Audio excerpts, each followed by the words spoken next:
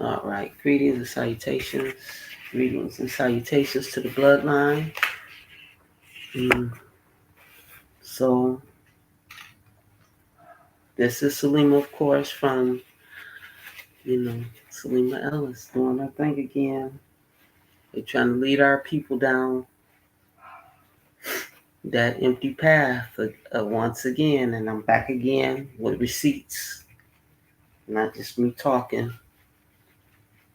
Mm.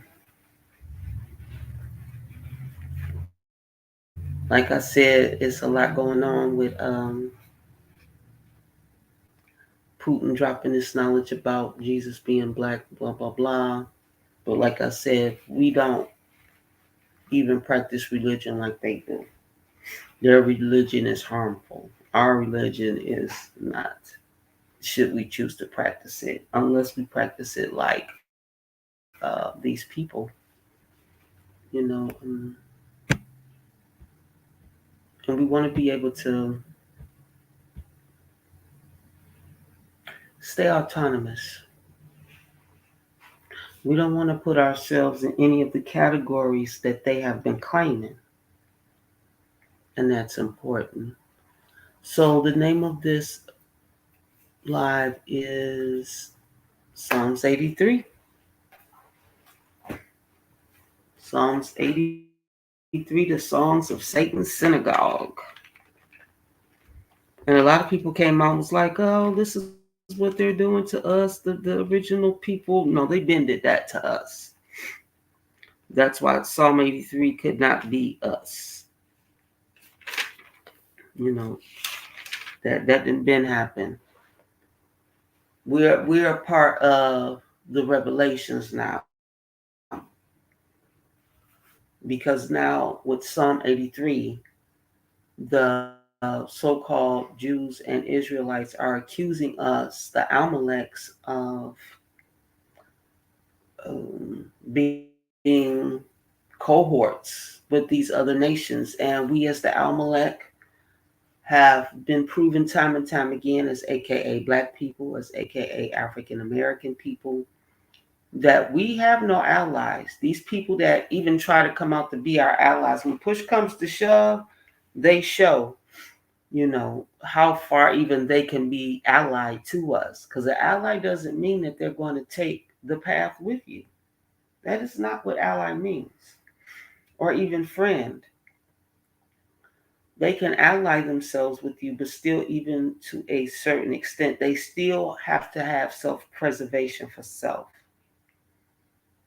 Because when the big separation comes, they're going to have somewhere to be. And they can't be among our people.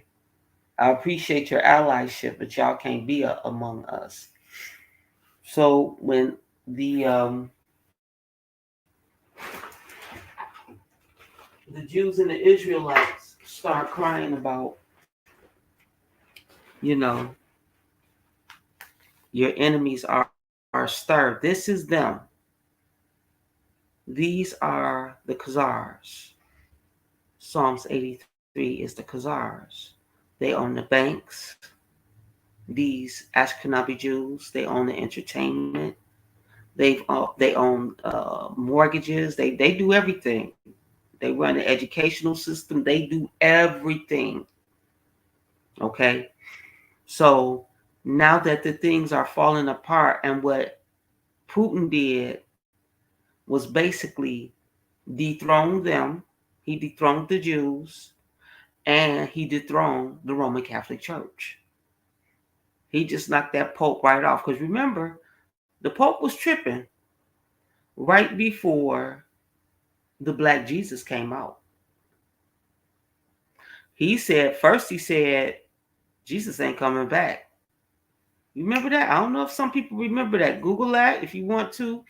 The Pope said, Jesus ain't coming back. Yet what's coming back ain't what y'all think it is. It ain't what you think it is. And on top of that, they rescinded the doctrine of discovery. You bitches can't rescind the doctrine of discovery. Let me tell you why. Because you wealth off of that.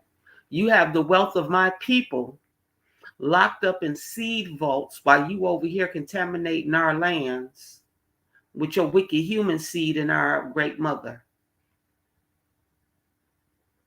And you have our artifacts, our technology.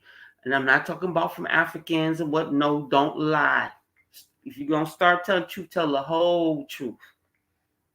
Return the treasures of the AMALEK. Return the treasures of the indigenous peoples of the American realms. North American realms. Because y'all good for giving back everybody else they shit, but y'all never want to acknowledge us, which is why when the shit hit you motherfuckers, y'all gonna get slapped around. Ain't nobody gonna understand. Because they in the same boat too, because they want proximity next to you, because you have our wealth. And you're afraid to tell the truth.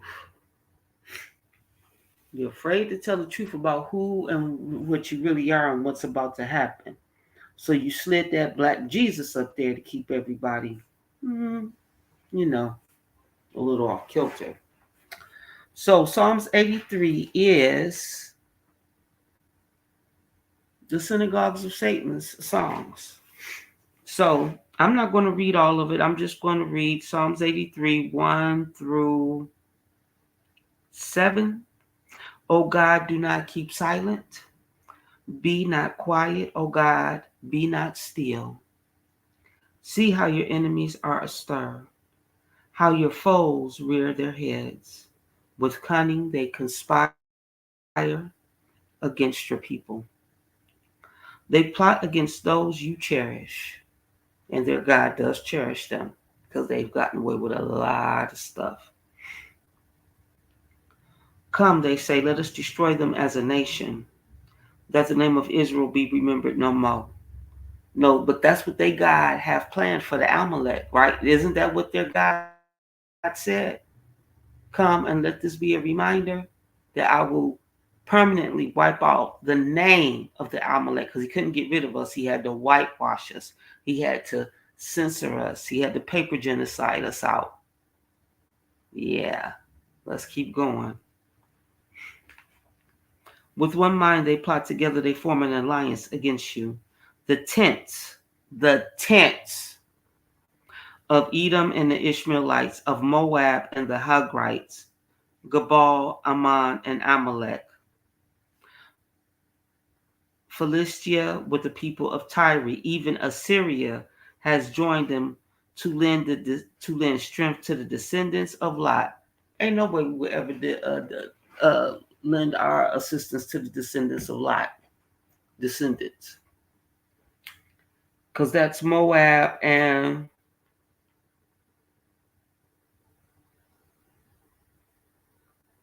I know Moab. Is it Ammon?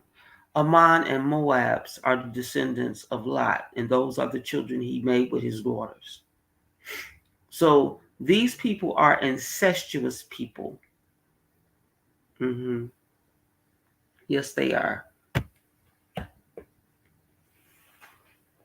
And I want to make that clear that we cannot be like them on any terms. Do not claim to be a Jew. That's not what you are. Because the thing that's coming back for them is going to pick up everybody that says it's under that, and I'm not a Jew. The J wasn't created until after this book was created. You see what I'm saying? So it's like, don't claim that. The J didn't exist. You existed. Amalek existed long before the J ever existed. Don't claim to be what you are not.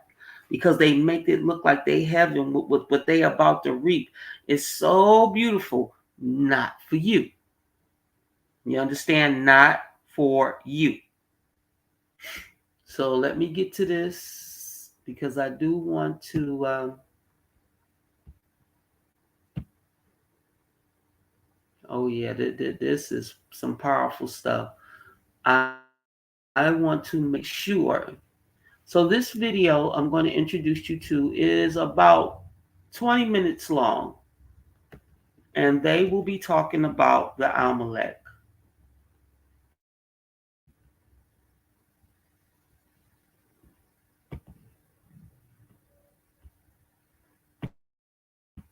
They're going to be talking about the AMALEK, what they don't know of the AMALEK, what they do know, blah, blah, blah.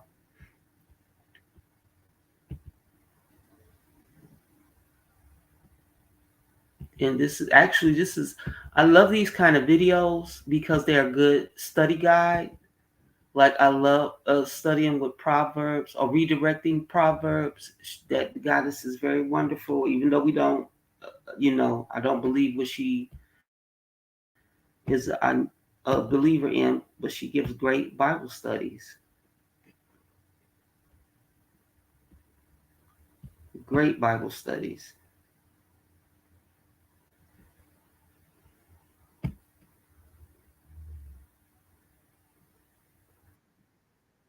That's not it.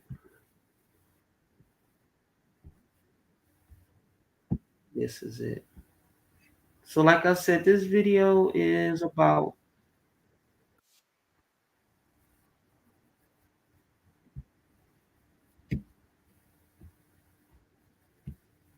20 minutes long.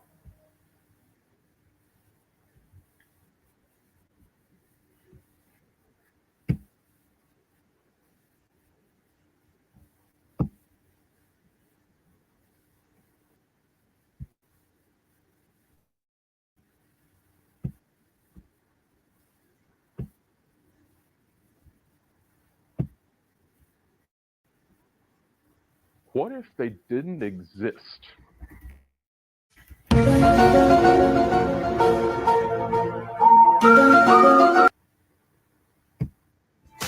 So, y'all sit back, enjoy this.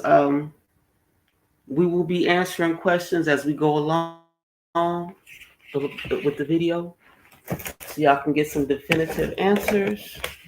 But please enjoy this. It's good.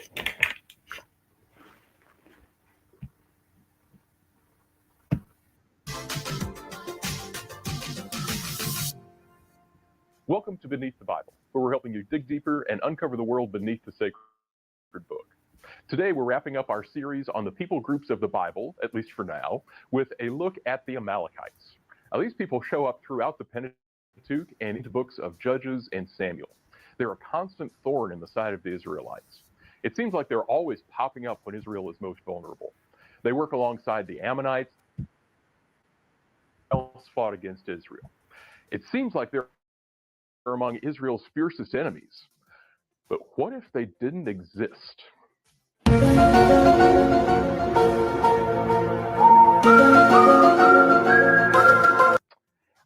You see, unlike many of their allies, the Amalekites are essentially unknown outside the Bible.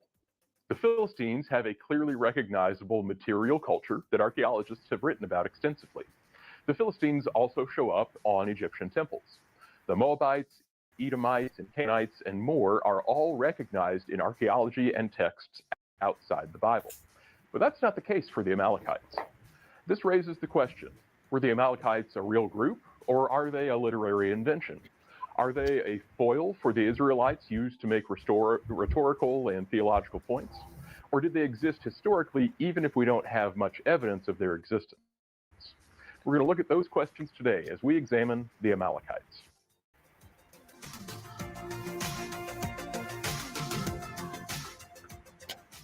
So if the Amalekites are only mentioned in the Bible and not outside the Bible, let's look at what the Bible has to say about them.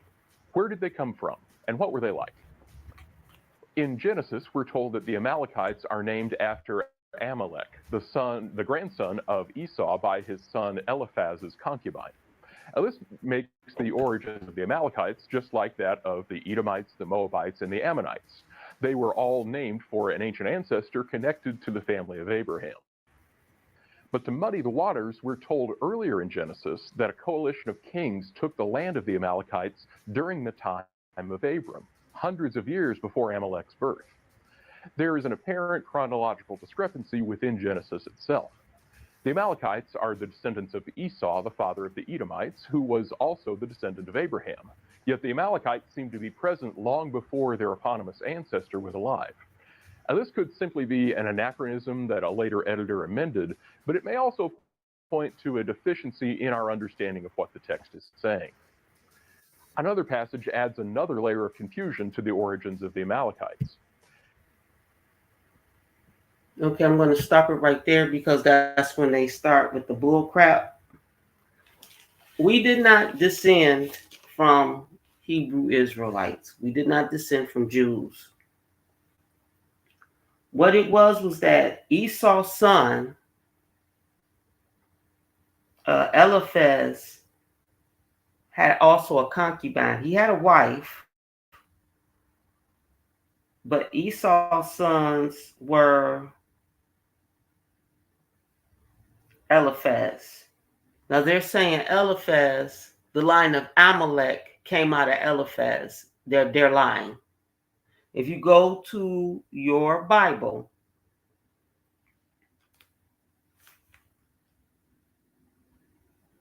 in the Genesis, like he said, their woman, Esau's son Eliphaz, had captured a woman. Because you know Saul, this is the line of Saul, who was also David's brother, right? Right. So they always attack the Amalek. They was attacking the Amalek long ago. Okay. So what do? They kill the men and they take the women and children and breed with them, right? So this is where they're going to try and lie and say, because we know that whatever the mother is, the child is.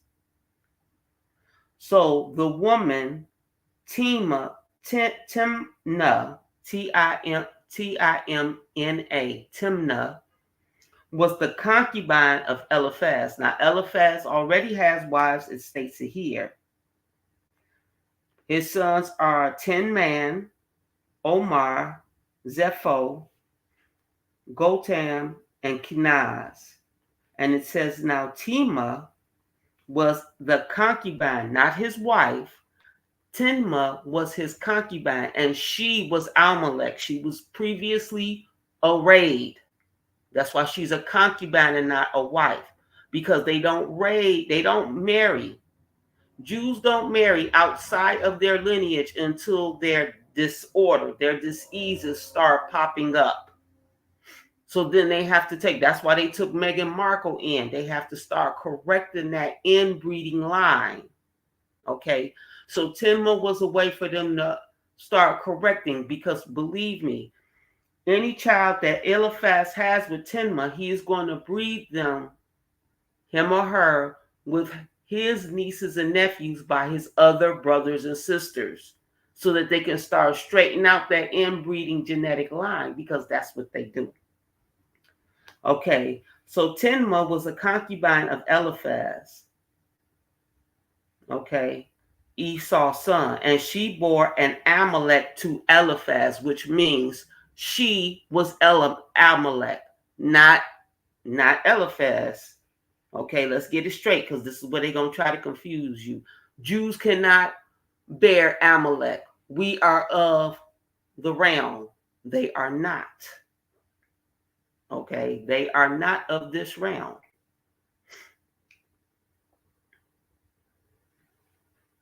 Okay, so let's go. Do I need to do another one?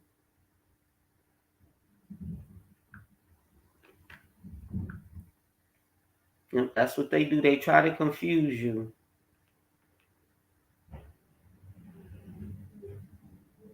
So Timnah, an Amalek woman who was a concubine only to Esau's son Eliphaz, and whatever the mother is, because she is Amalek, she bore him an Amalek, because we would not recognize that child as Amalek. It would be considered a mixed breed. It is no longer a part of the ancient line.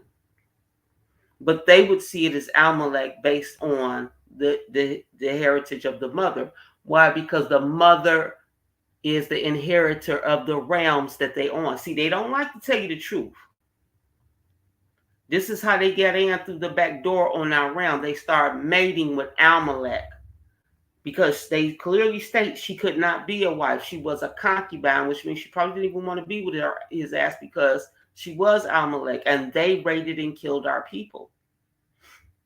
Okay, so I'm gonna let you get back to your. But I just wanted to make that clear. We do not come from the line of those people. No. In Numbers 24, Balaam eponymous ancestor was alive.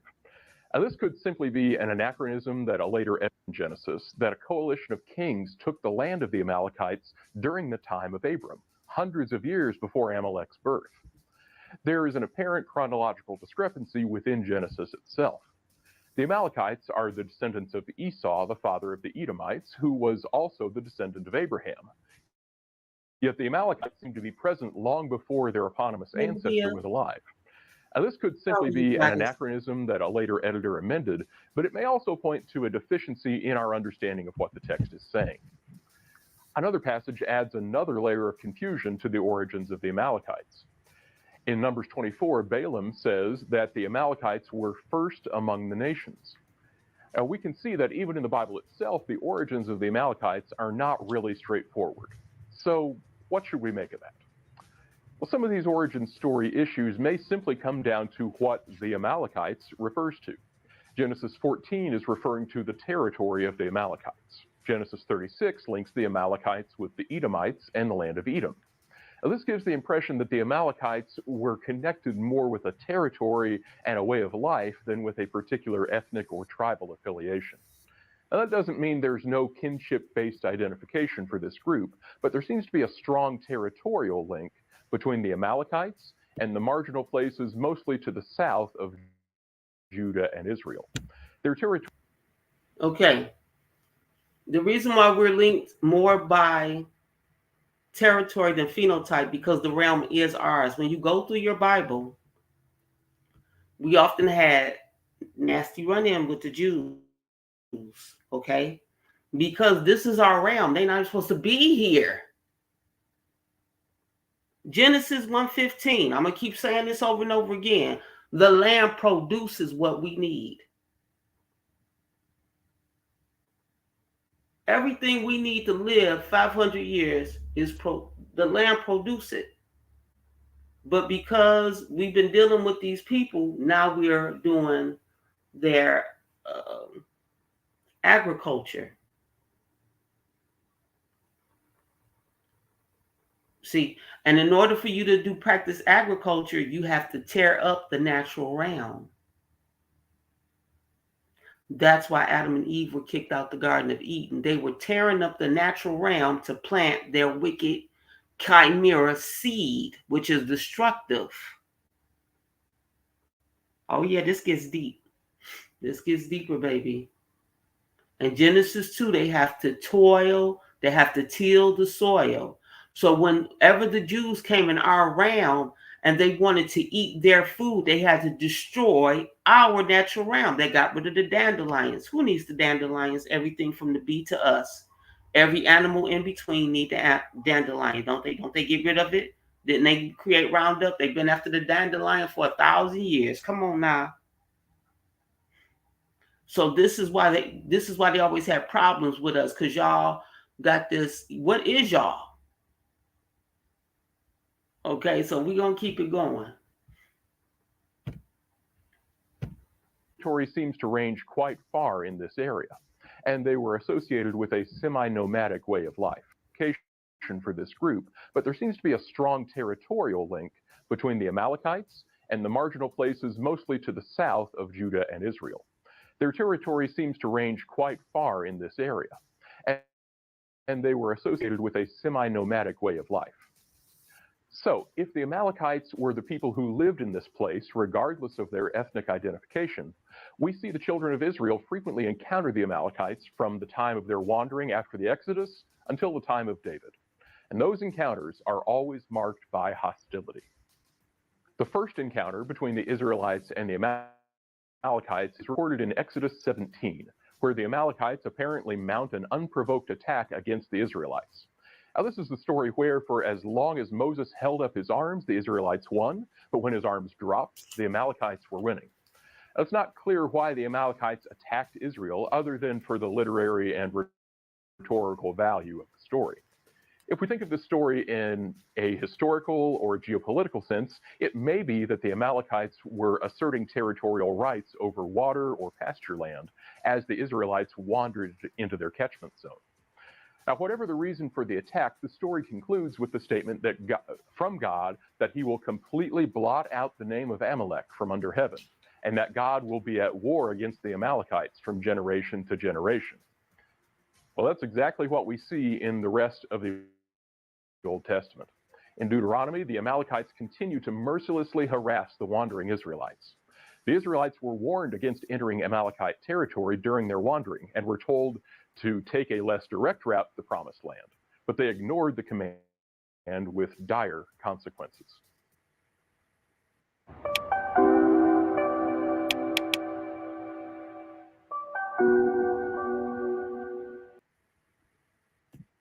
Once the Israelites were settled in the land and were governed by command with dire consequences.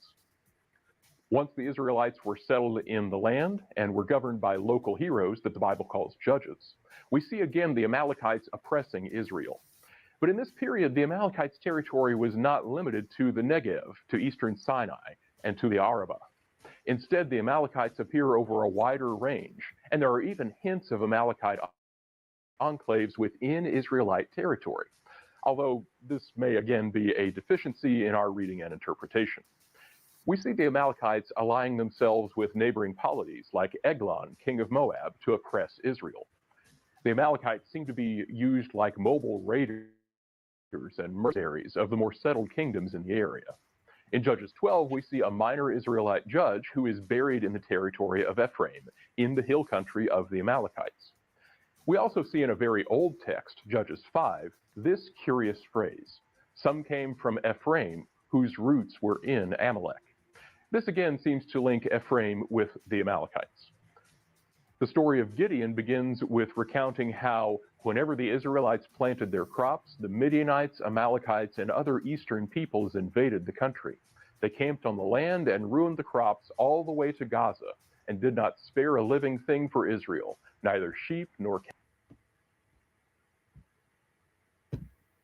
Okay, so like I said before, one of the reasons why we messed up their crops is because they were tearing up our organ nutrients to create their own food system.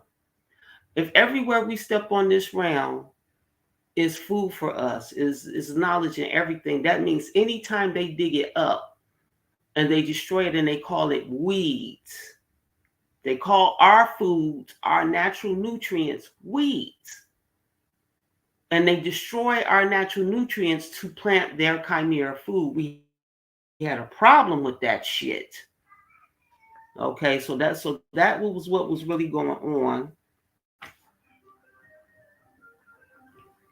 Let me get back to that part because I want to look it up, and I know Judges 6:4. Yeah, we have to really pay attention. Remember, Genesis, our land automatically produces. So our forefathers before us knew this. They knew that the land produced their food. So anytime these Jews and Israelites would come around, they wouldn't eat what we had naturally on the ground. They had their own chimera food. Me and the goddess talked about this in the first AMALEK I did, where their food was making us sick, which is why then we needed hospitals, because we stopped eating our natural food. We stopped we stopped eating our natural food and started eating the food of the humans, the Jews. So when we started doing that, we became sick. But our ancestors knew, don't let this food survive. Even the great mother, what comes up for her, hold on, y'all. Cattle nor donkeys. No, why would I? The boys just left. Yeah, I know. Okay, that would have to be them. This links the I Amalekites apologize. with the So yeah, let's make it clear that these people are always on. They're in our realm. When you know your realm, you know the difference between organ and organic. We are of the mother. These people are of some type of male, a phallus god, but we are of the mother. So where he was talking about Judges,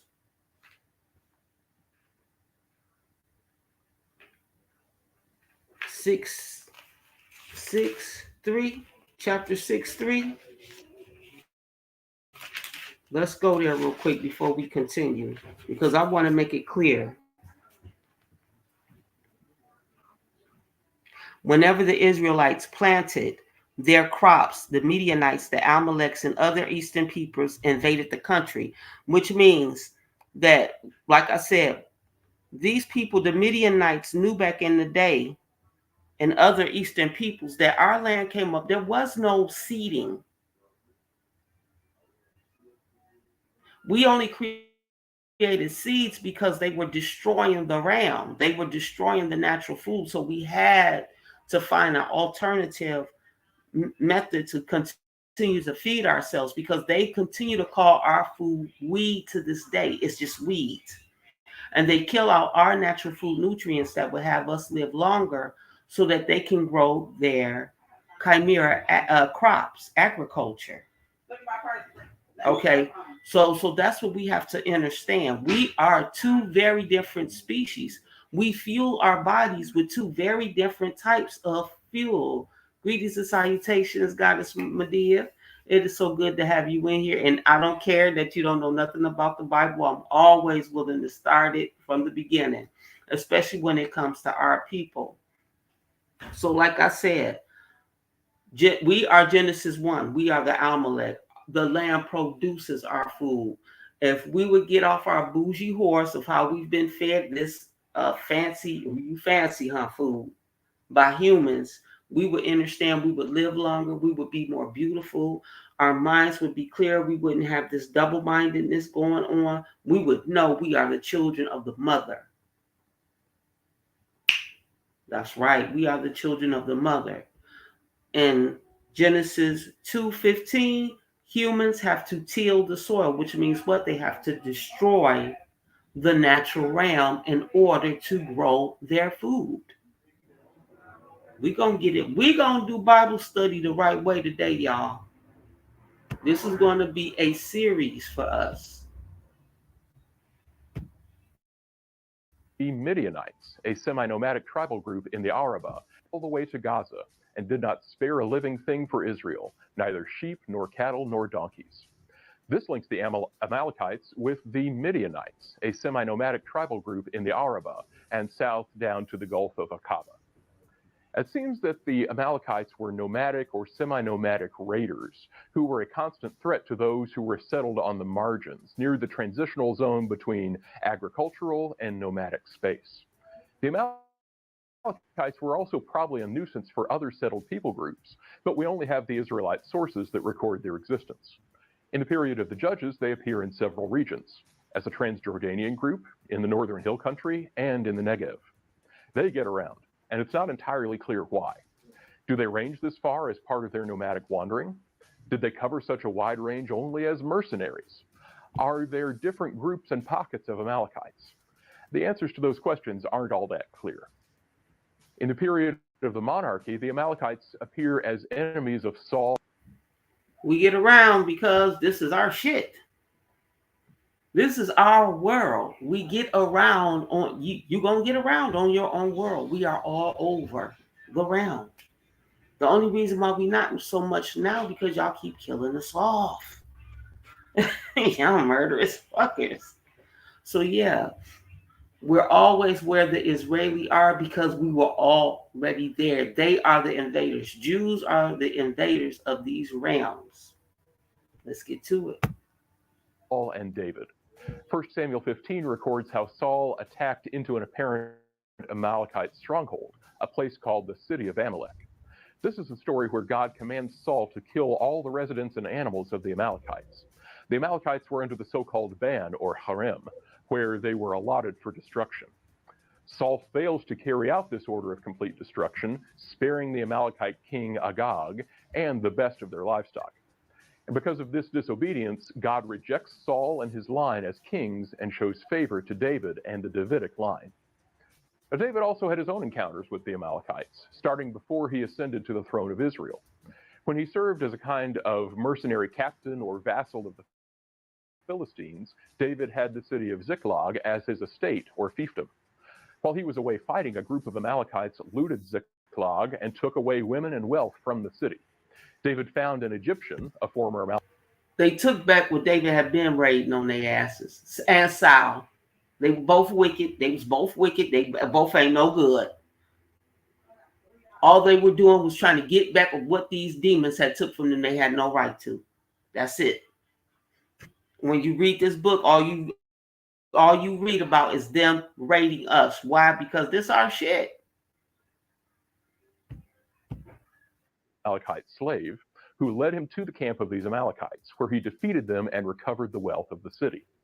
In summary statements of David's reign, like 2 Samuel 8, he is said to have defeated the Edomites, the Moabites, the Ammonites, the Philistines, and the Amalekites. After the reign of David, the Amalekites basically disappear. They cease to be a serious threat to the Israelites. First Chronicles does mention that a remnant of Amalekites survived until the days of Hezekiah. After the 10th century, the biblical text makes general references to Arabs and people of the East, but there are no specific mentions of the Amalekites. They seem to disappear from Israelite memory after the time of David. Now, there is one possible later reference to the Amalekites, and we find it in an unexpected place. Haman, the villain in the book of Esther, is described as an Agagite. Some ancient historians, like Josephus, link this group with the Amalekites, and this would make sense, as 1 Samuel 15 records the name of the Amalekites' king as Agag. Now, on the other hand, there are references from the time of Sargon, which refer to a land of Agag possibly being somewhere in modern-day Iran, although these texts are very old and far removed from the writing of Esther. Now, this means that the lineage of Haman and his relationship with the Amalekites, if any, isn't clear. As a mortal enemy of the people of Israel, he fits as an Amalekite in Israelite literary thinking. And this way may be the best way to understand his identity as an Agagite. He's an enemy of Israel, just like the Amalekites were always enemies of Israel. So there's what the Bible tells us about the Amalekites. Now, the Bible is the only ancient source that mentions them by name, which leaves us with some questions. Is this all we can know about the Amalekites? Were they even a recognizable people group, and if so, is there any evidence for their existence beyond the Bible? We'll try to answer those questions now. Historically speaking, the Amalekites are nowhere to be seen. Oh, that's important. There are no references to them from Egypt, from Mesopotamia. A recognizable people group, and if so, is there any evidence for their existence beyond the Bible? We'll try to answer those questions now. Historically speaking, the Amalekites are nowhere to be seen. There are no references to them from Egypt, from Mesopotamia, from any of the Transjordanian states, all of the places where we usually find references to ancient people groups outside the Bible. Only Israel and Judah record their existence. But what about archaeology? Oftentimes, groups with shared culture can be isolated. People who share customs, beliefs, and patterns of behavior leave similar. Okay, so we already know, at least I know what happened to the Amalekites. Okay, I'm sitting right here in front of you. So, yeah, we are the Amalekites,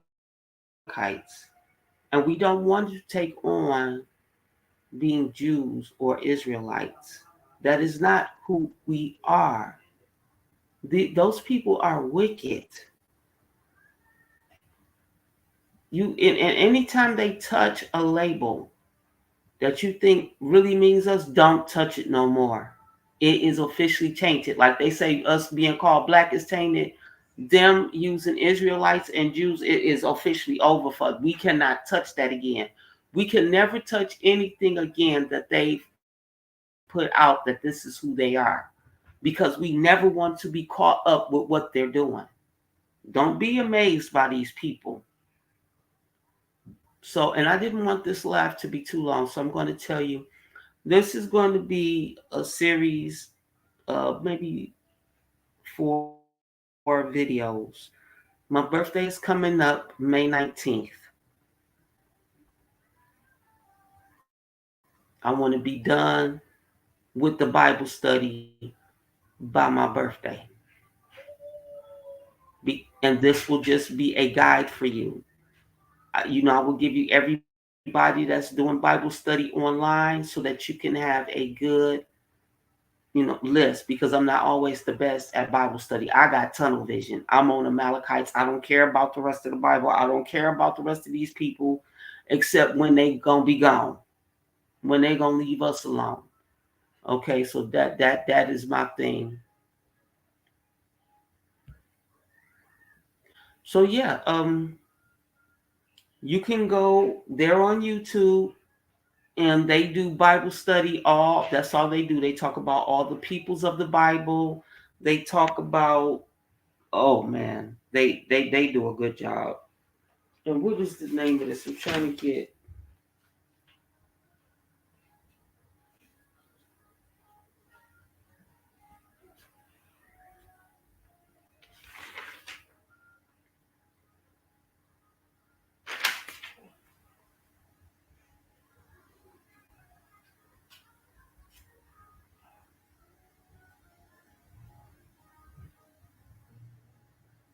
So that is the name of that group. Is called Beneath the Bible, and you can go to them on YouTube, and they have a great. They have not. That's all they do. That's all they do. Like I said, you can also go to Proverbs. She has a great. Yeah, she has a very good.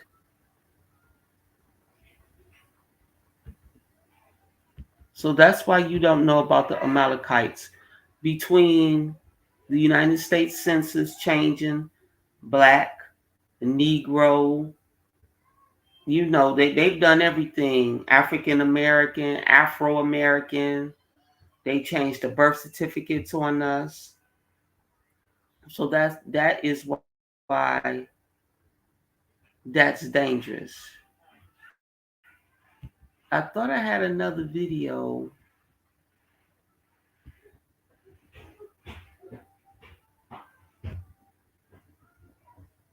I'm trying to make sure I get all these videos out the way.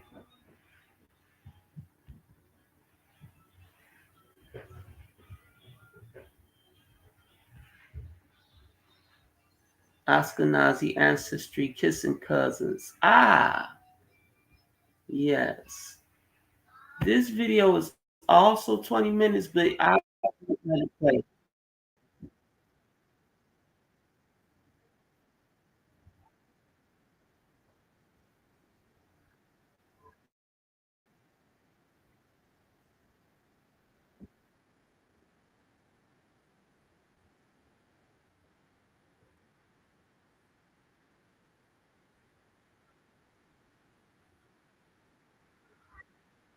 Sorry about that. Give me a second. I wanted to make sure I had the right video. I want you guys to really see this video. It's going to talk about the health concerns and stuff of these Jews, what they go through physically just to be on this round because they're into interbreeding and things like that. And I'm also going to bring up some articles that help back up what this young lady is talking about because what they're talking about, what they go through is horrendous. And this young lady, I love her channel too.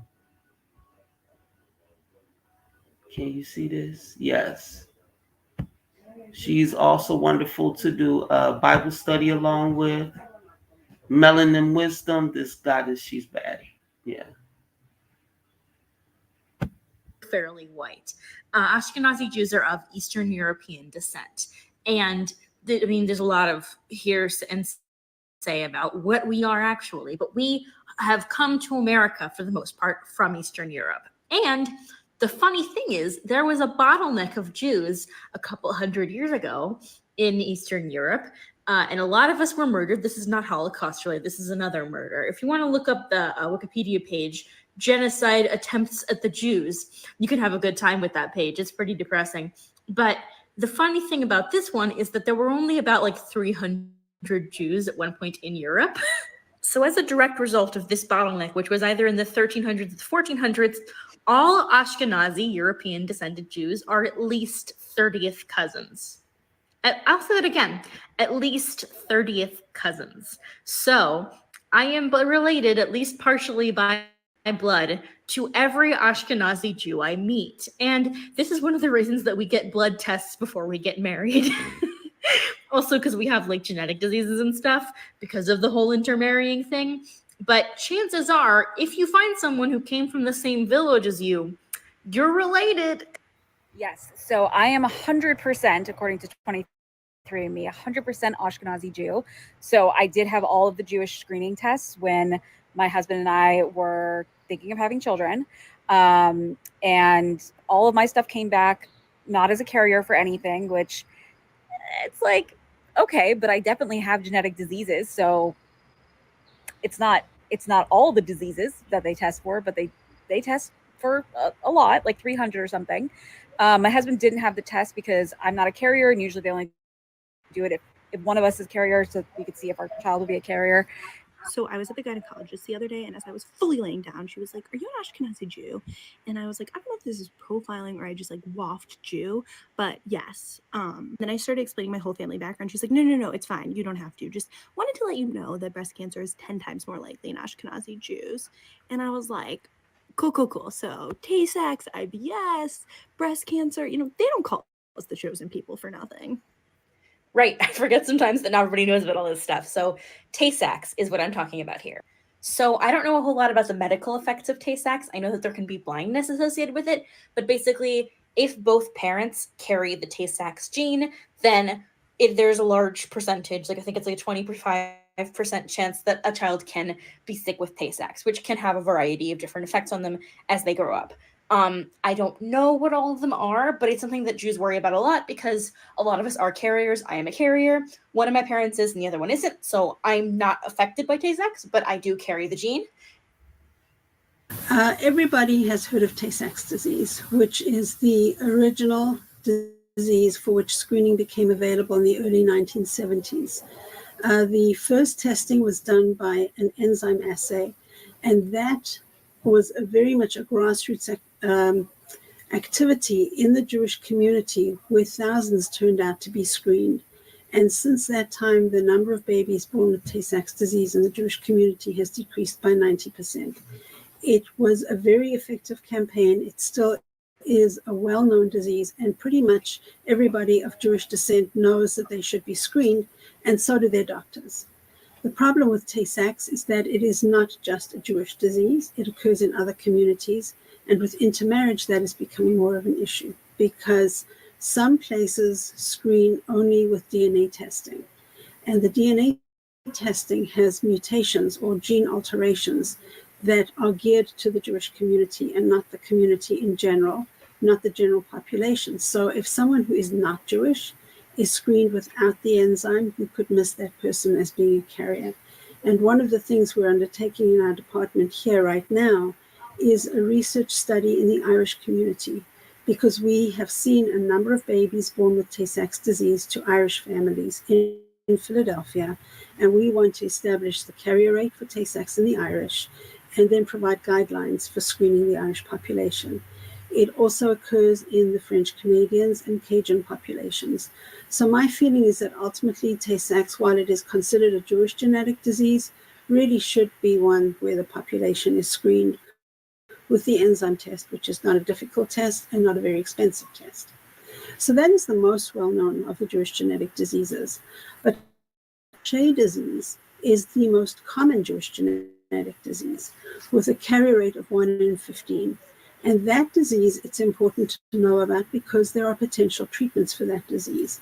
So it may actually be more suitable for newborn screening to find children with Gaucher disease and then to monitor them and ultimately treat them if they need it. But it's a very variable condition, can be very severe. So we do screen for that. And that's another reason why we do counseling, because in the course of our screening, we have actually identified 2 healthy young adults with Gaucher disease who are both referred for treatment and monitoring. Familial dysautonomia is another common Jewish genetic disease. It can also be very severe. People can live to their 40s and 50s with it, but they get extremely sick quite frequently and end up in the hospital. And many of them are significantly disabled. And as they get older, they begin to have vision problems, kidney problems. They always have problems with their regulation of body functions like blood pressure, heart rate, and they can have crises And nobody really understands why these crises develop, but they get really sick with high temperature, high blood pressure, high heart rate, and often that can lead to hospitalizations. So the diseases are variable. We have selected diseases based on criteria provided through the American College of Medical Genetics and Genomics, where the diseases are severe, the carrier rate is greater than 1 in 100 in the Jewish community, and the detection rate is over. Now I'm gonna pause it here. I'm gonna pause this here. Because when I tell y'all these people are chimeras, you cannot tell me. Did you hear how many genetic diseases they talking about? How can you be an ancient people with genetic diseases like that? But our diseases come from fucking around with people like y'all. Flat out. Our diseases come from messing around with people like y'all. But this Jew lady just sat up here. This Israelite just sat up here and said they got hundreds of genetic diseases because they're interbreeding. So I'm going to read real quick Genesis 19, Lot and his daughters, because this is Moab and the other one. Lot and his daughters, 19:31. One day the older daughter said to the younger, "Our father is old, and there is no man around here to lie with us, as is the custom all over the earth. Let's get our father to drink wine and then lie with him and preserve our family line through our father." This is what they do. They keep, when they say they keep their shit in house, they mean they keep it in house. Okay? That night they got their father to drink wine, and the older daughter went in and lay with him. He was not aware of it when she lay down or when she got up. The next day, the older daughter said to the younger, "Last night I lay with father. Let's get him to drink wine again tonight, and you go in and lie with him so we can preserve our family line through our father." So they got their father drunk. So they got their father to drink wine that night also. And the younger daughter went and lay with him. Again, he was not aware of it when she lay down, nor when she got up. So both of Lot's daughters became pregnant by their father. The older daughter had a son, and she named him Moab. Remember Psalms 83, they talking about we in league with Moab. No, Moab been molesting us. We don't like Moab. Moab brought pornography and prostitution and all this other stuff to our realm with them. We can't possibly be in line. We are under subjugation to their perversion because y'all like to fetishize us, but that don't mean we in line with Moab. Okay? The older daughter had a son and she named him Moab, and he is the father of the Moabites. So the Moabites are intense too. Lot's children are offensively intense. After they made their cousins wealthy, Moab made their other Jewish cousins wealthy. Penthouse, pornography, bestiality, putting it all on film, putting it all out there. This is Moab. They saying we in league with them. Anyway, he is the father of the Moabites today. The younger daughter also had a son, and she named him Ben-Ammi, and he is the father of the Ammonites of today. So they made their cousins wealthy off of pushing perversion onto our realm, which is pornography, penthouse, playboy, bestiality, fetishization. These are the people. These, yeah. Okay. So let's get back to it. I really want you guys to finish watching this. And you can watch this video again at a later date, of course. But I really want y'all to get a clue about who these people and what they are. 90%. So we give consideration to criteria provided through the American College of Medical Genetics and Genomics, where the diseases are severe, the carrier rate is greater than 1 in 100 in the Jewish community, and the detection rate is over 90%. So we give consideration to a lot of different diseases and only select ones for which there is a good reason to do the screening, which we recommend preconceptually, as in before you get pregnant and preferably at the time or before you get married, so that you and your partner know what your status is. Now, these specific genetic diseases comes literally from inbreeding, from incest specifically, like no other way. These diseases are created from incest. So to avoid it, you have to stop sleeping with your relatives. You got to stop inbreeding. Like, that's disgusting. That's just disgusting. You have to stop doing that. Not and see, and this is wicked. You come up with a device, a screening, to check to see if the parents are carriers, so that you continue to sleep with your uncle, with your brother, with your cousin, with your mother, with your father, with your sister. Like, that is not the spirit of the Most High. That spirit is off as hell. That is the spirit of the devil, which is their father, and they will do what he say do. So let's not get it twisted for one little second, that the people who call themselves Jews, Jewish, they are imposters. They are not the real Jews. They are not the children of Israel. They are not the chosen people. And the Most High literally is using their children to testify against them. This is Wisdom of Solomon 4:6. For children begotten of unlawful beds are witnesses of wickedness against their parents in their trial. I'm going to read that again. For children begotten of unlawful beds are witnesses of wickedness against their parents in their trial. The children come out retarded. The children come out with these rare genetic Solomon 4:6. For children begotten of unlawful, not the chosen people, and the Most High literally is using their children to testify against them. This is Wisdom of Solomon 4:6. For children begotten of unlawful beds are witnesses of wickedness against their parents in their trial. I'm going to read that again.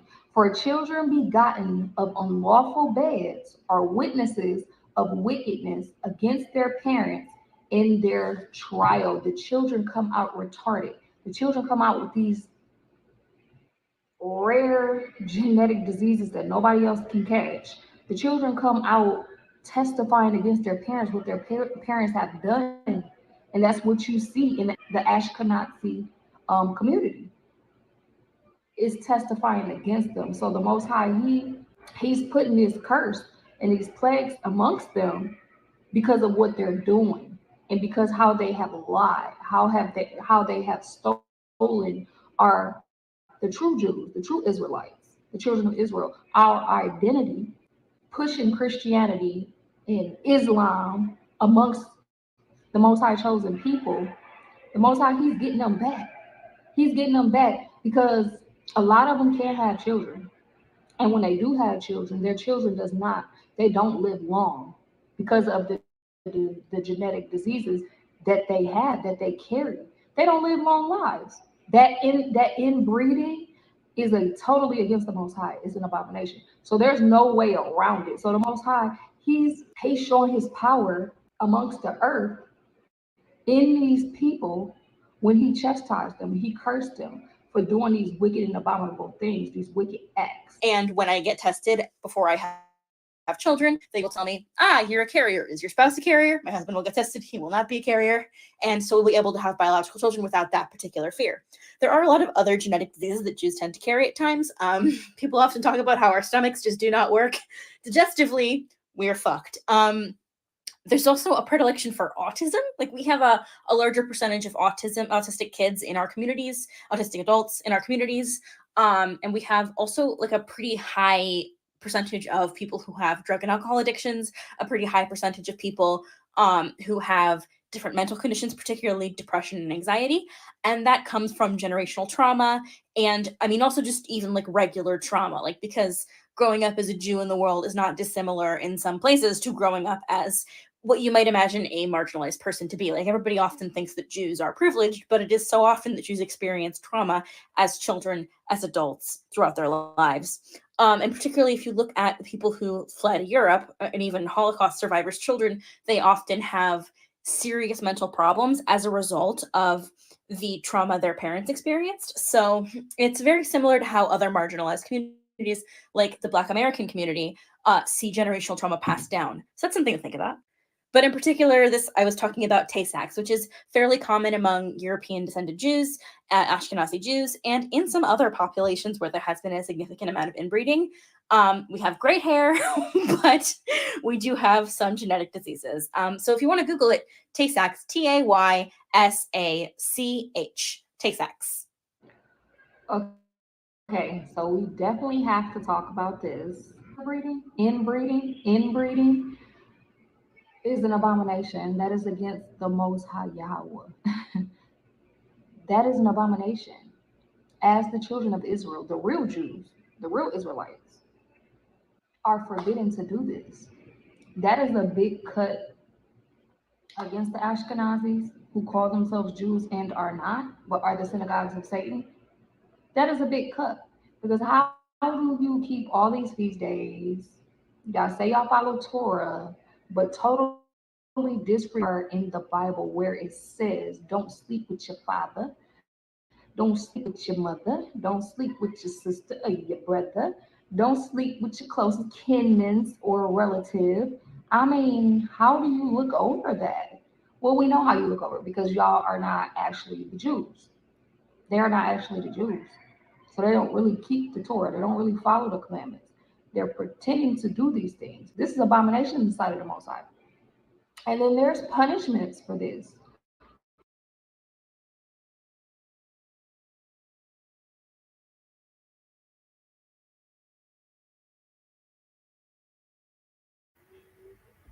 If you read, I want to stop here because she's talking about that we already knew not to do this. If you read King Leopold's letter to his missionaries in Africa, he's going to tell his missionaries, look, that they already know not to do this shit. We do this shit, not them. We want them to start paying attention to the sky and practice astrology so they'll forget the gold up under their feet. They'll forget that they are the jewels. Okay? So this is what I was saying. Go when you get a chance, everybody get a chance. And I did do a live reading of King Leopold's letter. I believe that's on my Facebook page, though, of King Leopold's letter. And I did break it down as best I could, like I do all day crap. Okay. That we already knew not to do these things. So in Leviticus 84, hey, baby, what am I about to read? 18.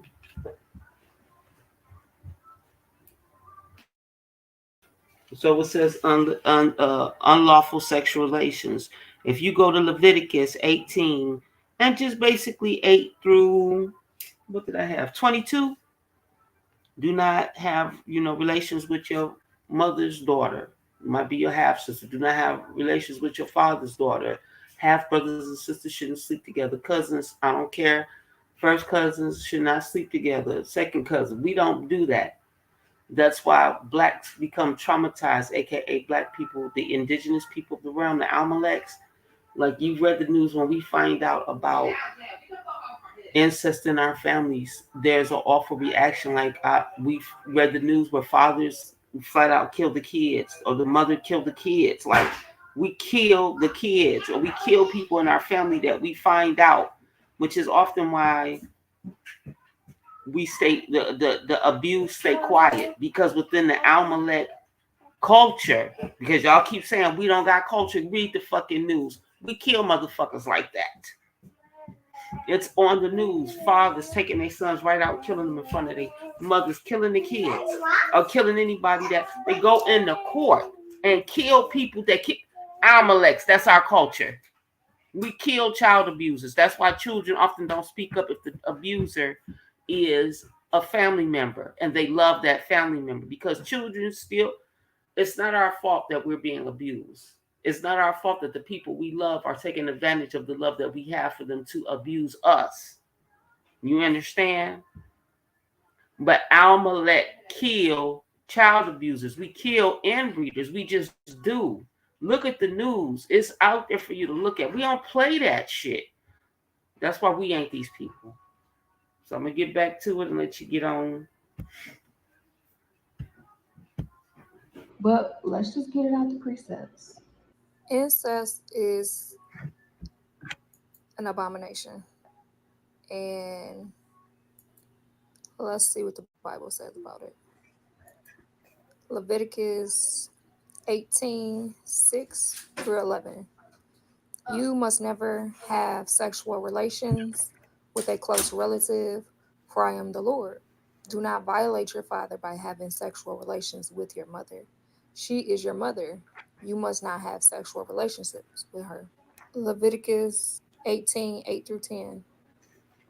Do not have sexual relations with any of your father's wives, for this will violate your father. Do not have sexual relations with your sister or half sister, whether she is your father's daughter or your mother's daughter, whether she was born in your household or someone else's.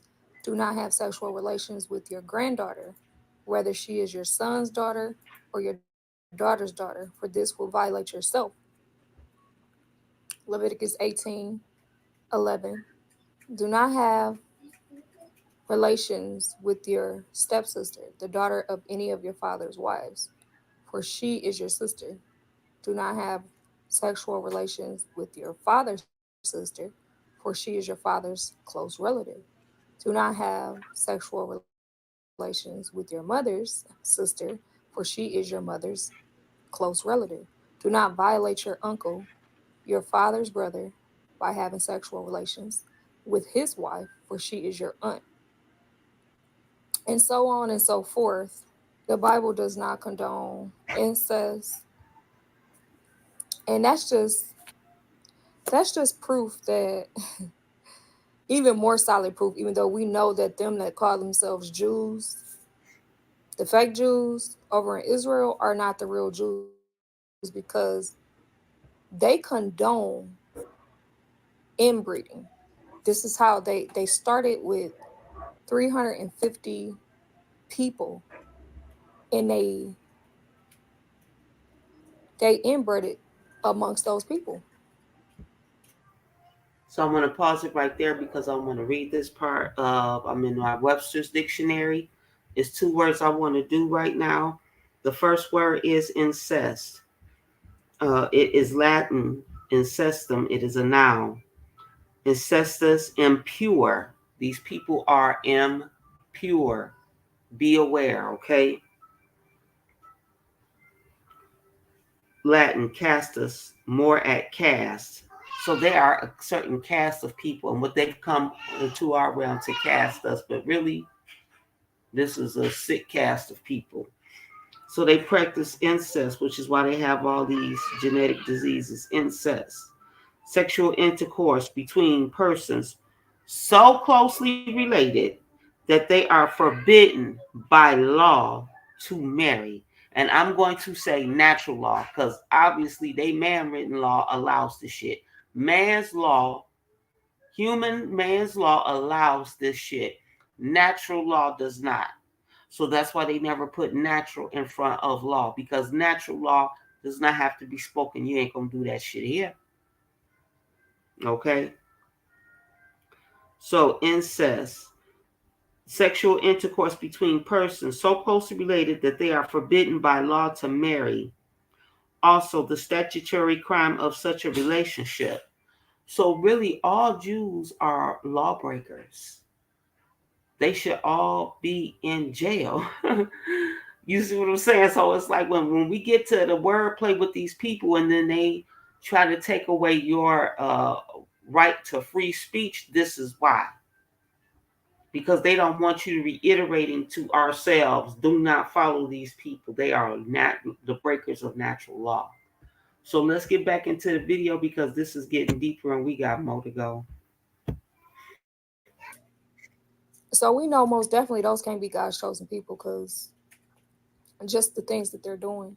This is Sirach 41:8. Woe be unto you, ungodly men, which have forsaken the law of the Most High God. For if ye increase, it shall be to your destruction. And if ye be born, ye shall be born to a curse, diseases, genetic disorders, genetic diseases, a curse. And if ye die, a curse shall be your portion. They're dying from these genetic diseases that is caused from inbreeding. The Most High, He made no mistake. He's not playing any games. And listen, I'm gonna read it again. And if ye be born, ye shall be born to a curse. And if ye die, a curse shall be your portion. See, we know that. Deuteronomy chapter 27, verse 20 through 23 and 26. Cursed be he that lieth with his father's wife, because he uncovered his father's skirt, and all the people shall say, Amen. Cursed be he that lieth with any manner of beast, and all the people shall say, Amen. Cursed be he that lieth with his sister, the daughter of his father, or the daughter of his mother, and all the people shall say, Amen. Cursed be he that lieth with his mother in law, and all the people shall say, Amen. Verse 26. Cursed be he that confirmeth not all the words of this law to do them, and all the people shall say, Amen. The Most High chosen people, He made us fearfully and wonderfully did He make us. We're not born with these diseases, these sicknesses, uh, the genetic diseases. We're not born with these things because we're not doing those kind of things.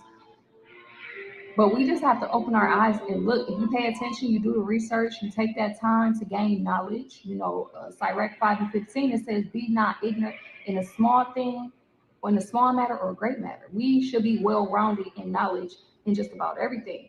You just have to seek these things out and search these things.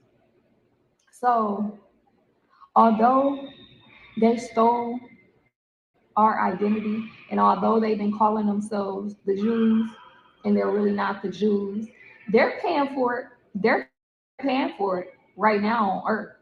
The Most High is chastising them now. So they're feeling that wrath of the Most High. So all praise to the Most High. You can't get away with trying to do away with His chosen people and think that it will all be well. Incest is an abomination, and anybody that's doing it, the Most High, He's going to deal with them accordingly. He's going to chastise them. And the scriptures say they will be put to death because this is an abomination and it's filthy, it is nasty. And we have to, as the holy children of the Most High, as God's chosen people, the Most High chosen people, the children of Israel, we have to get into the Bible. We have to open it up. We have to read it. We have to learn what the commandments are so we know the things to do and not to do. But we know in our spirit it's not okay to go and lay down with your father or your mother or your sister or your brother or your uncle or your aunt or your cousin. Okay, that's not okay. You can't do that. You can't do that. But His sheep not gonna do that. So to them who say they are Jews and are not, but are the synagogues of Satan,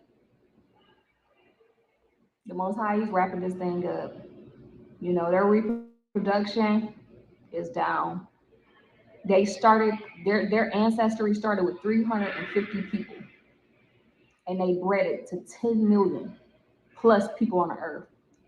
It started with 350 Ashkenazis, and there's now 10 million or more on this earth. So they all it's all inbred. It's all inbred, okay? So that's just to put y'all up on a little bit of knowledge if you wasn't already aware of these things. But as I always tell y'all, we have to repent, acknowledge our sins, repent of our sins, and return back to the Most High and keep His law, statutes, and commandments. Shalom. Tell me about Kiri. That man took our daughter. The foster parents are claiming. So why do you think that is? Why is Israel so aligned with Israel? I'm sorry, why is U.S. so aligned with Israel?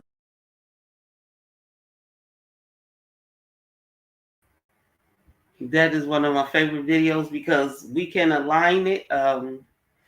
And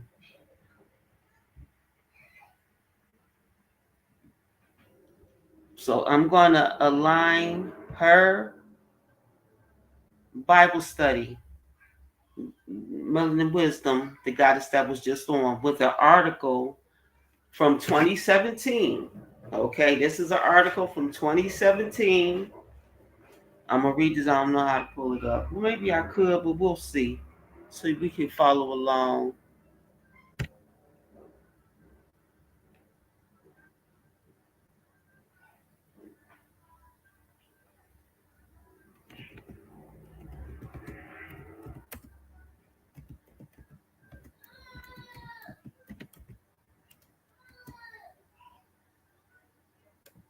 Give me a second, y'all.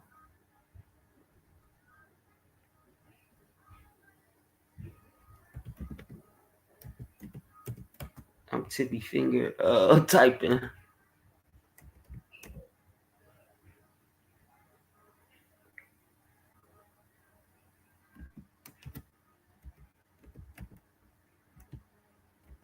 Because these people been getting away with a lot of stuff, but let it be us. We going to jail for the rest of our lives. But this is important because this happened just a few years ago. And this is why I love that they are in charge of the media, movies, and they get to say that we the kings and queens of welfare in the world, the realm look like this because of us, because of the AMALEK. No, because of y'all.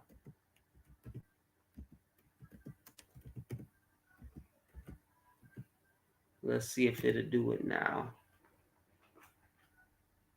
Okay, it might let me do it. I'll pull up this article. Like I said, this is from 2017,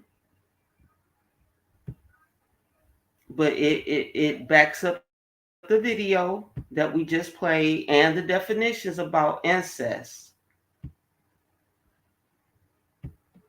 What these Jews practice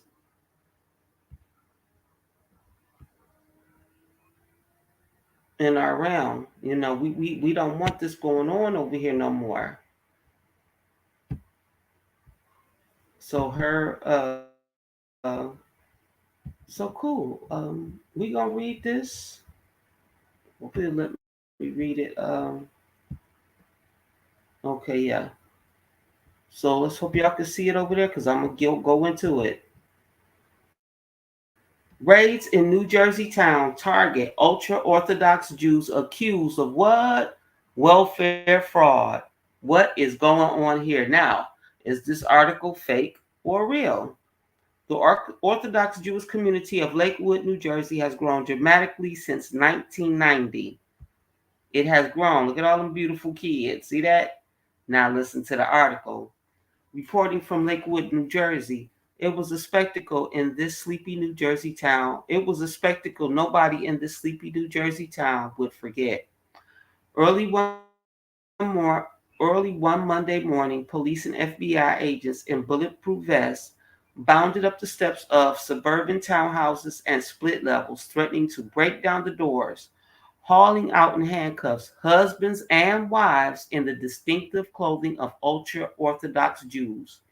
One was a prominent rabbi and head of a synagogue.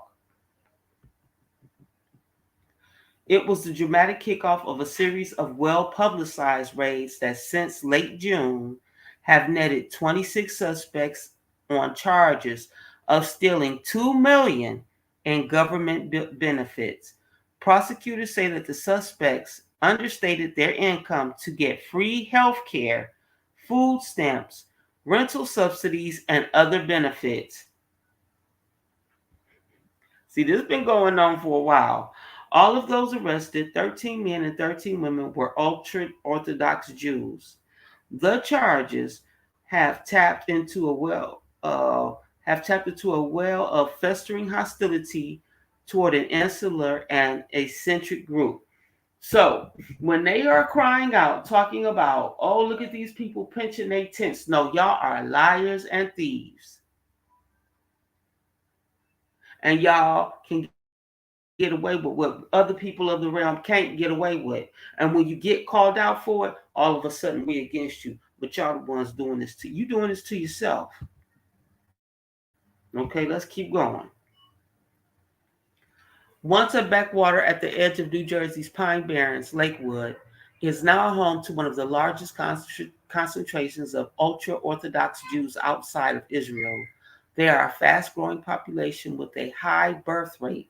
The population of Lakewood has exploded from 45,000 in 1990 to more than 100,000 today.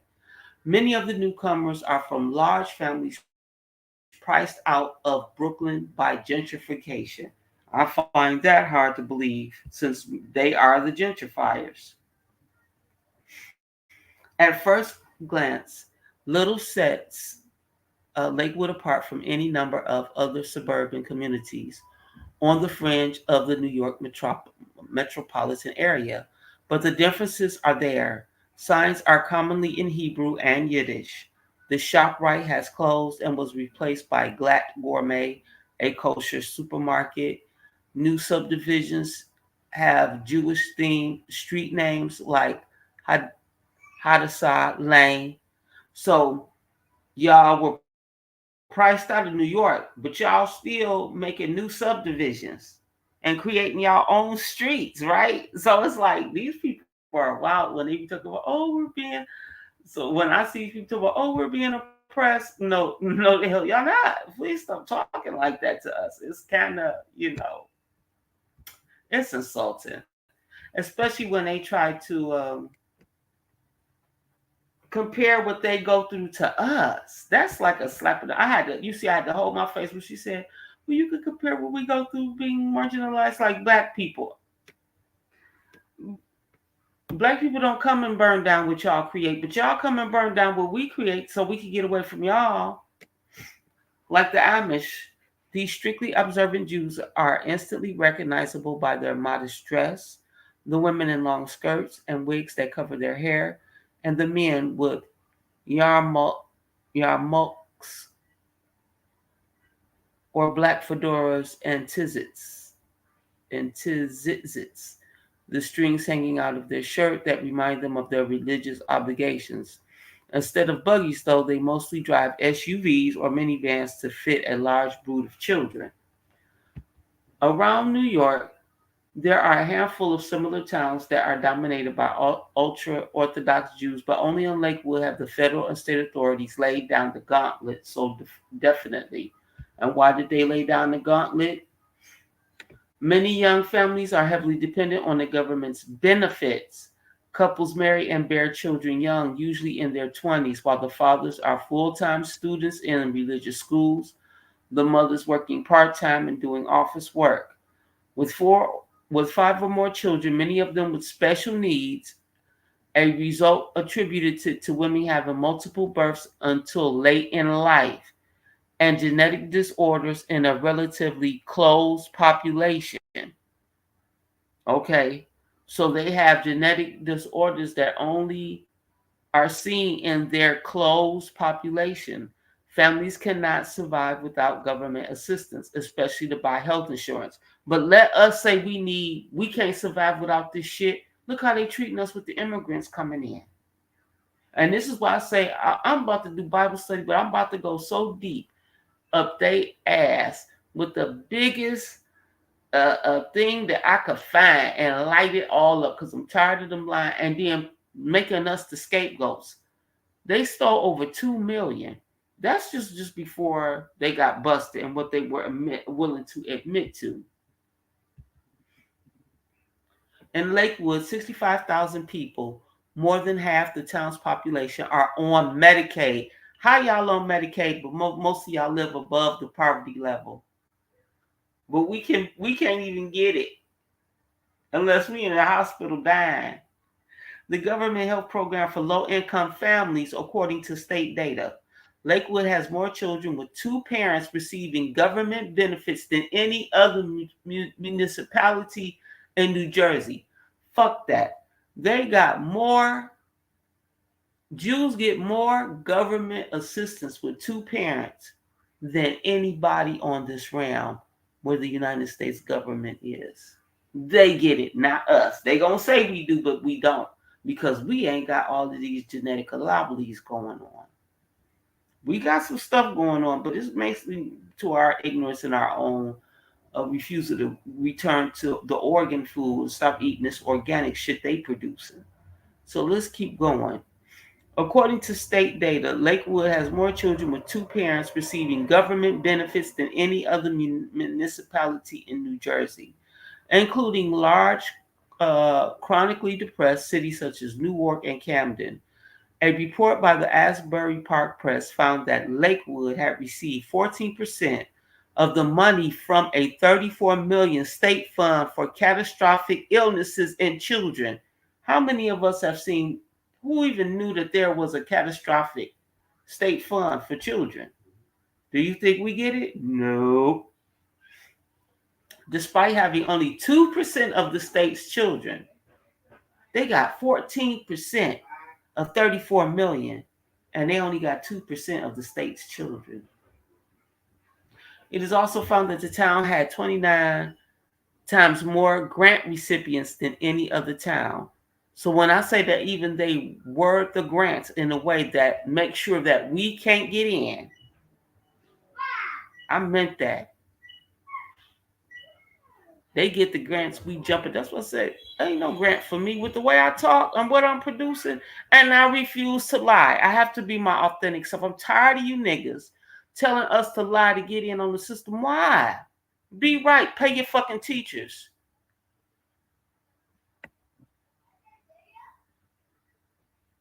In 2015, the New Jersey State Controller's Office flagged the disproportionate sum of government money being absorbed by Lakewood. The town didn't look poor by any conventional yardstick of poverty. So they found out in 2015, but they didn't rate them until 2017, which means 17, 2016, 2015, 2014. They get the 7 year, like they get the 7 year itch. They let them do it for 7 years, then they busted them. You have a family of 6, 7, or 8. Somebody is paying the mortgage. Somebody is paying the taxes. You have 2 cars in the driveway. They got food for all the kids. And they're reporting their total income at $10,000, said Joseph Coronado, the Ocean County prosecutor who took the lead in the case. You have to ask what's going on here. So, yeah, what is going on? What's going on is they are the government, and the government looks out for themselves. In one case, unsealed by the courts in June, a couple with 6 children are alleged to have reported their income at $39,000 per year, low enough to qualify for Medicaid. Now, why is it when we sign up for Medicaid as Black people, we don't even make that down, but we still get denied? See what I'm saying? When in fact they were getting more than $1 million annually from a limited liability corporation, the LLC. Members of the religious community say that cases of deliberate fraud are rare. For the most part, they say the couples caught up in the prosecution have failed to report money that they had gotten from parents who were either paying the tuition for children in private schools or helping with the mortgage. So basically, I'm not going to read all of this. Several of the families have disabled children. None of these people use any of this welfare money for an extravagant. It is extravagant. You got 2 cars. Y'all go on trips and vacations and stuff. Y'all lying. I'm the child of Holocaust survivors. I don't appreciate Jewish people dragged out in public early in the morning. Like, don't let the rest of the world be, traverse in front of the cameras when they fucked up. But God forbid it's y'all. God forbid it's y'all. So I'm not going to read that whole article. I think y'all pretty much get the gist of what that was about. And come on in. So it's after 10 now.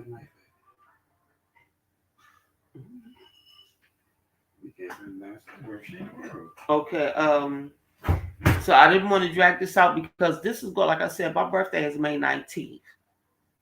And we don't want to be jacked up with these people. Whatever is coming for these people, let it come for these people. I am not a Jew. I'm not Jewish. Like I said, I am the jewel. That's why they call themselves Jewish. They wish they could be like us. Look at all these genetic diseases and stuff that they got. This is so creepy. So I'm going to cut this off for tonight. I love you guys. I appreciate you all for coming in, getting these jewels. Like I said, cash at me, email me, do what you got to do. But I am not stopping. This is just the beginning of my series. And my series is Psalm 83, Songs of Satan's, the Songs of Satan's Synagogue. Like I said, they are pushing 83. Oh, we're in danger, God. Come save us, come help us. But look how they've been treating around. They call us welfare queens, but they can afford their lifestyle and still steal from the system that's set up to help those who are truly marginalized. So, like I said, they got people in tents, living in tents over here, and people living in tents in the Gaza. I'm not gonna call. I hate calling Middle. Ain't no Middle East. Okay, and I want to go back to that because some people were offended when I said that the Palestinians had this coming, and they were like, "How could you say that?" No, no, no. This is they biblical. This is what they've been waiting on. So when I said the Palestinians had this coming, let's go back to the beginning because Israel was never here on any map until recently, till 1948. As a matter of fact, the Israelites are so rich. The Jewish Israelites are so rich. The next maps that came out, you don't even see Palestine on the maps no more. So this is how you know this is fake.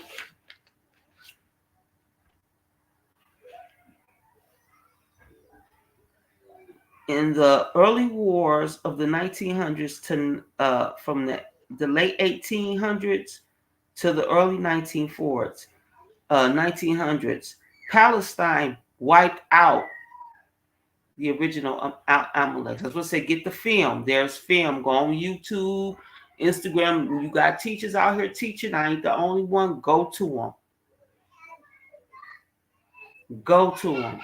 They have film before 1918 of the original Israelites, those Ethiopians, because they just want to say that the Ethiopians was coming. No, they've been there. They've been there. And those Arabs, the Palestinians, chased them out and became the state of Palestine when? 1918 to 1920. So from 1918 to 1920, they sat down with the United Nations and said, hey, we will fulfill this contract. We'll get rid of these indigenous people, these AMALEK, because AMALEK really mean indigenous to the realm. That's why they always was running into us. We was already there. We didn't run into them. They ran into us because we already chilling. This is our realm. Catch a clue.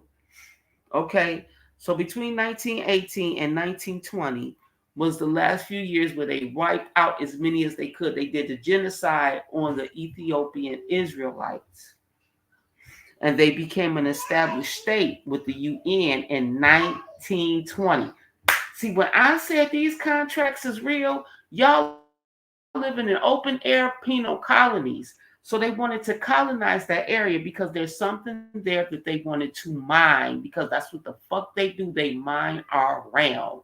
Hello, don't come up here playing with me, or you can and get your feelings hurt, because you know I don't play no games when it comes to the knowledge. So 48 years later, Palestine loses its contract to who? The state of Israel. So the state of Israel wants the land because they got the contract now. Bam. Don't play with my knowledge. Go to anybody on Instagram, YouTube. These videos back it up, but I got articles. Go to the United Nations. Find out when all of this biblical stuff. See, they put the Bible together, then they put the United Nations together to back up the Bible. And then when these contracts end and come together, they push each other out, and they have what you call these ethnic cleansings. Because remember, like I said, they did it to the Lithuanians. I remember the Lithuanians' ethnic cleansing. Fuck them people up. They've been doing this. Whenever the Jewish Israelites go wherever they are, be it Egypt, be it Gaza, be it here, the people end up being cleansed from their lands. Why are we in tents? Because they've been doing the ethnic cleansing. Our ethnic cleansing been taking longer though. Why? Because they actually eat off of us. They actually feed off of us. They can't feed off the Palestinians like they do us. So if you go to, there's a movie called Pan. It's just called Pan. It's based off Peter Pan, okay? In that movie, watch that movie. It was very good esoteric. If you want to know about these people, they are the children of the beast. So the beast came here hungry, Blackbeard. And what did he do? He kidnapped little boys, the lost boys. He kidnapped lost little boys to do what? Mine fairy dust for him. Pan, the Peter Pan story. Watch that version. Yeah. Bluebeard, Blackbeard was mining and killing Tinkerbell's people so he could live. This beast came here hungry. I bullshit you not. And to prove my point, I'm going to keep saying it. I'm going to keep saying it. Okay? So when we talk about incest, incest doesn't end, which is why the AMALEK tend to kill those that we know are being incestuous. You know we don't play that. We tend to kill the people we find to be incestuous. You ain't going to stop this shit. And that's when you know we happy to go to jail. See, don't play with people that's you pushing us too far. It was one thing to trick us to get us to fight for you and be soldiers for you in your wars. It's another thing to come after us directly. Because that's what you're doing now. Okay? And that's what I meant. So when I said we talked about these people being incestuous, so incest doesn't start and it remains incestat.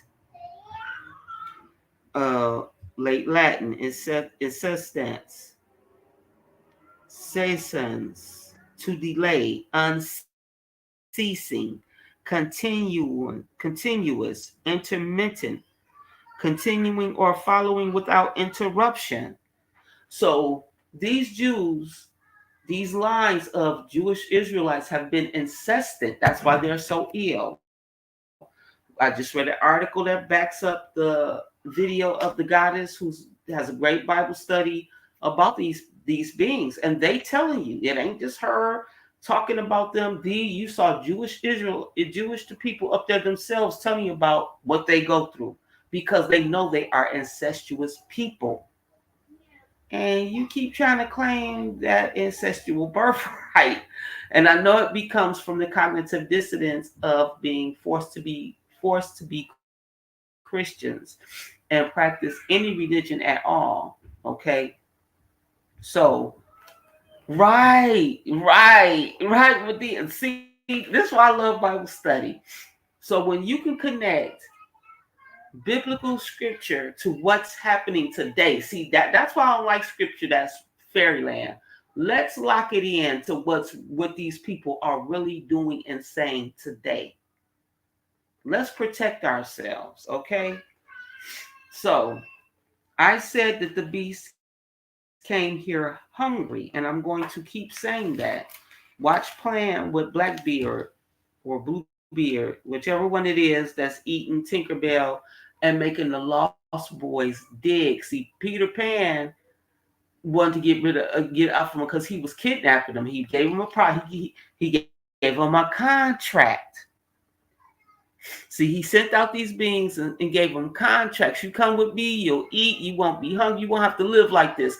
Come, no. And then he forced them to dig forever while he lived off of the treasure.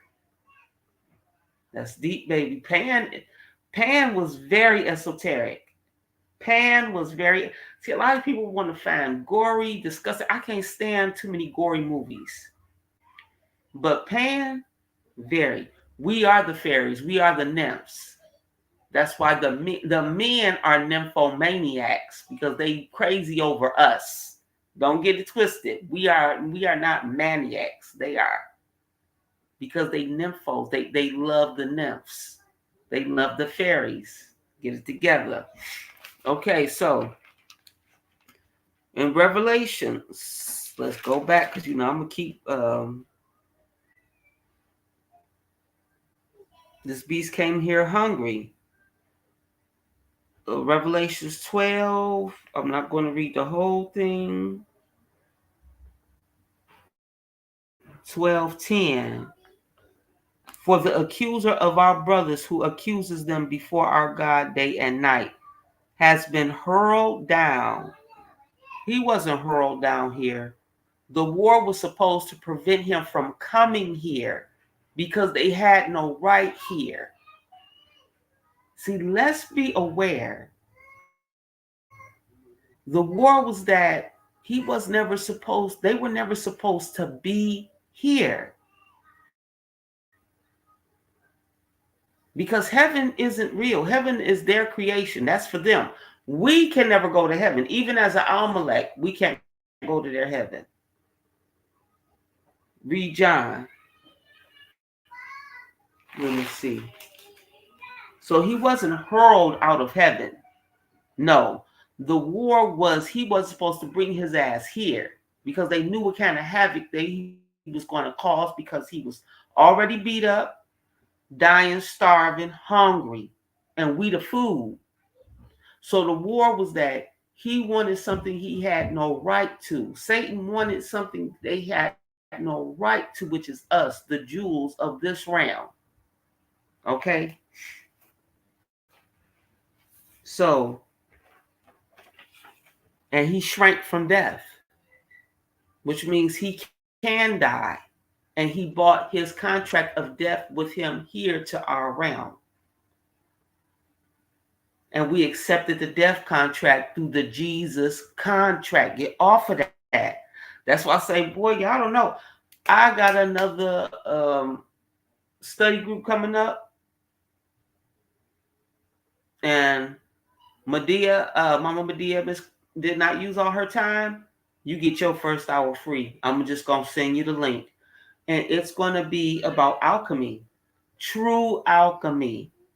Not this book, because this is the time now. The Jesus contract is alchemy. Pay attention. So this beast came here hungry, and they said, woe to us. They were singing, look, we couldn't do our job. This motherfucker was strong. He fucked up though, but we couldn't stop him. That's why they were singing to us, woe to you, woe, he on his way. We could not stop him. This motherfucker is a terrible beast. Look at our realm. So they couldn't stop him from. That's what the war in heaven was really about. They ain't supposed to be here. Look at the destruction they've caused. Anybody that's been watching my PowerPoints, all I do is point out their destruction. Okay? So when he saw that he had been pursued the earth, he pursued the woman. What woman? Why was he pursuing the woman? The goddess? Who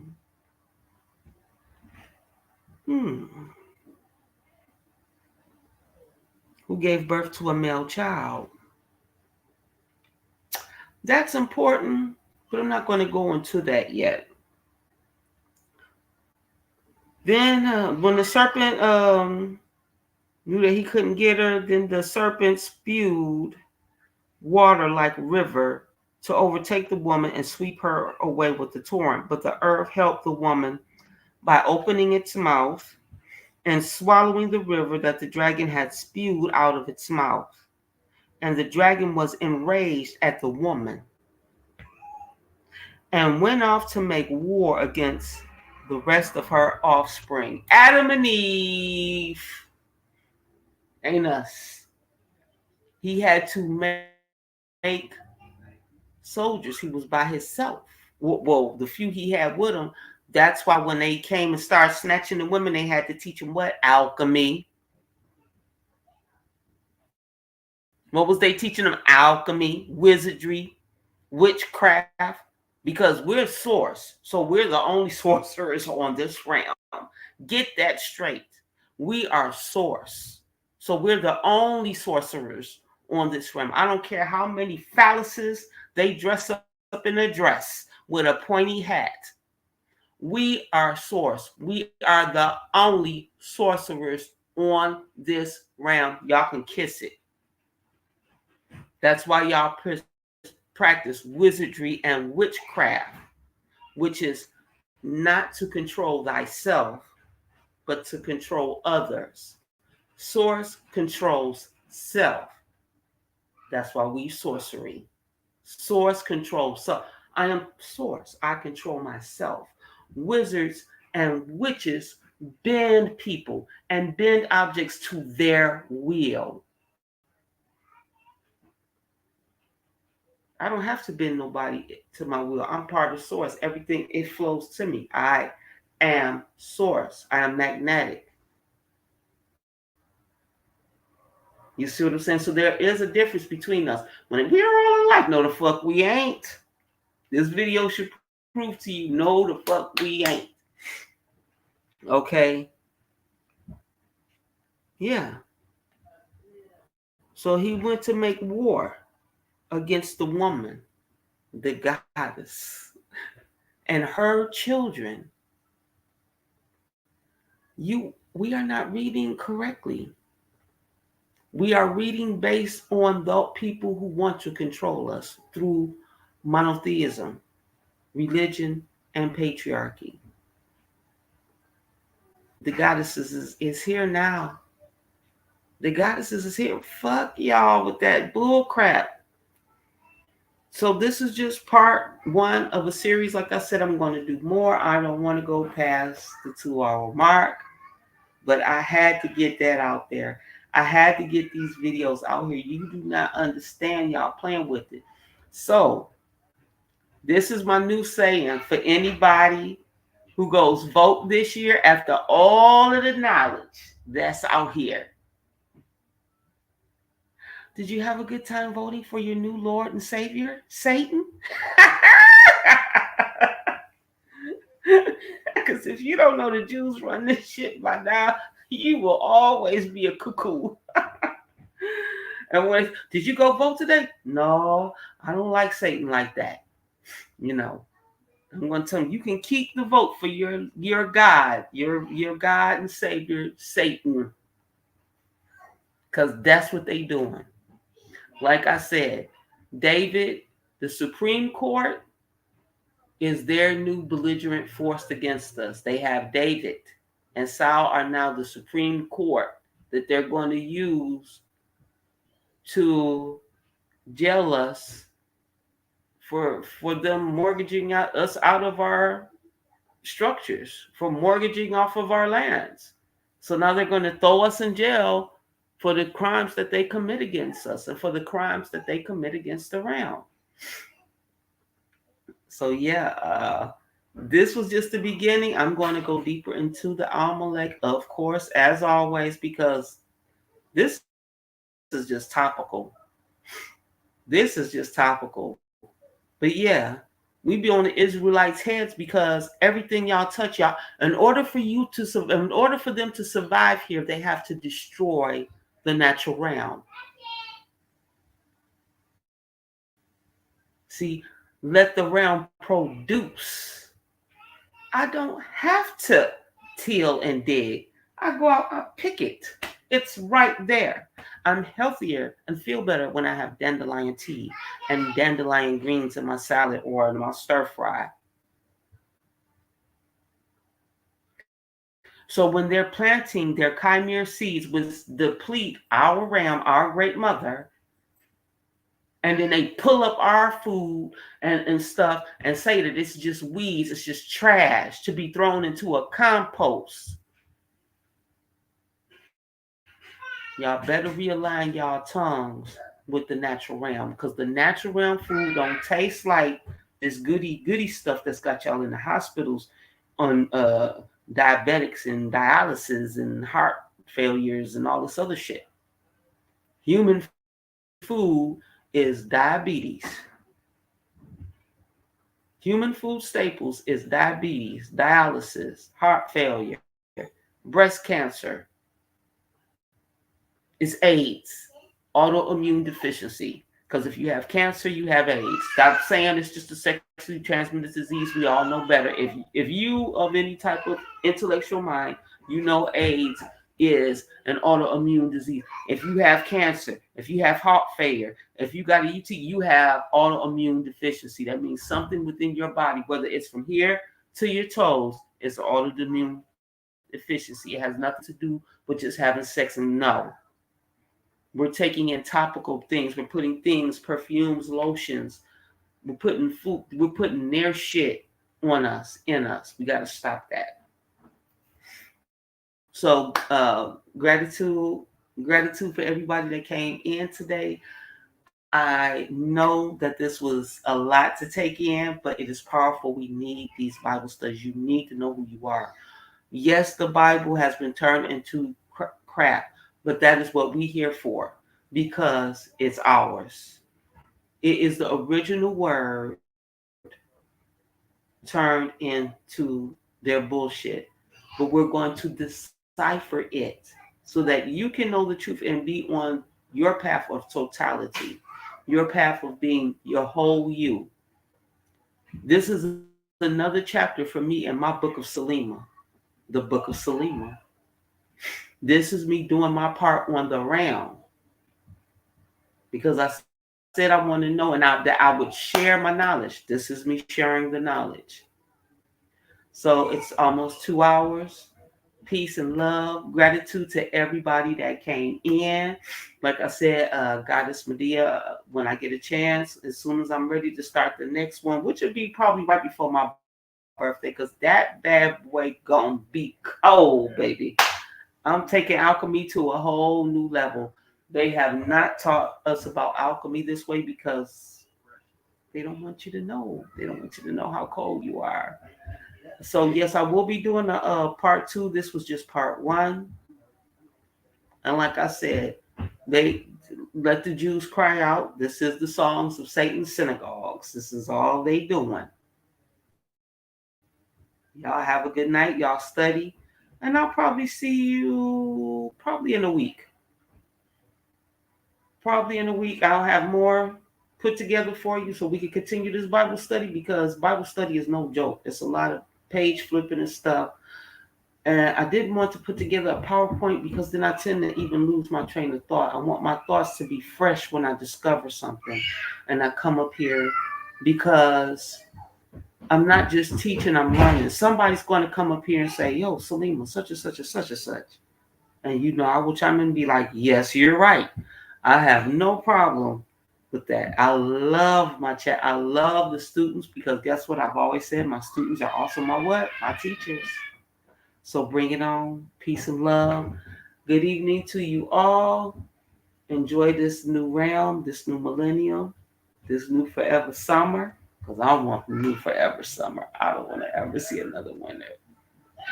I love y'all. Y'all have a good night.